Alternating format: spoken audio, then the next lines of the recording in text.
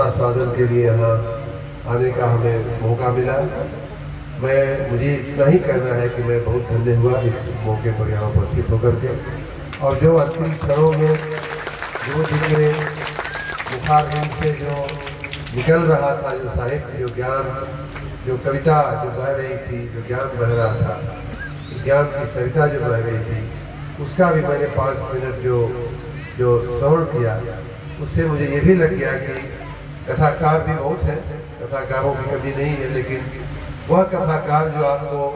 थोड़े ही समय में अपने साथ, अपनी कथा के साथ, अपने शास्त्र के साथ बांध सके, ऐसे बहुत कम होते हैं, विलक्षण होते हैं। उनमें से एक माननीय गुरु जी का मैं पूरा पूर्ण परिचय नहीं है मेरा इनसे, लेकिन सुनने के बाद और जो गहराई माननीय गुरु जी के मुखों से निकल रही थी, उसके लिए मैं उन्हें भी बहुत बहुत साधुवाद दूंगा, प्रणाम करता हूँ, चरणों में नमन करता हूँ। गीता और भागवत बहुत ही विशाल हमारी सांस्कृतिक धरोहर की बहुत ही बड़ी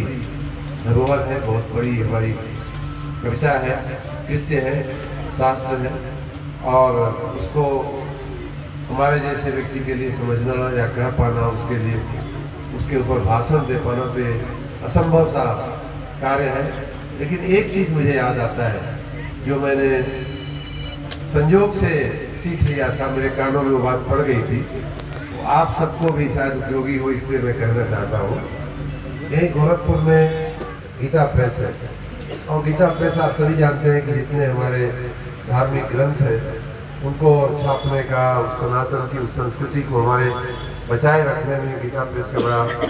योगदान है। सब ग्रंथों को संभाल कर, संजो करके रखना ही नहीं, बल्कि उनको पीढ़ी दर पीढ़ी छाप करके उन तक पहुँचे, इस बात का पूरा प्रयास करना। तो वहाँ के जो मैनेजर थे, हमारे थोड़े परिचित थे, सब कुछ दिखाने लगे कैसे पुस्तकें प्रिंट होती हैं। उनका एक कभी आप गीता प्रेस में जाइएगा तो उस हाल, एक बड़ा सा हाल है, इस पंडाल जितना हाल होगा, और उसमें गीता के सारे श्लोक ऊपर ऐसे लिखे हुए थे। और तो पहला श्लोक उन्होंने हमको खड़ा किया और कहे बाकी का बाद में छोड़ दीजिए, इतना आप समय नहीं है आपके पास कि सारे श्लोक की हम और आप विवेचना करें। पहला श्लोक उन्होंने पढ़ाया और फिर कहे कि चलिए अब आपको अंतिम श्लोक पढ़ाता हूं।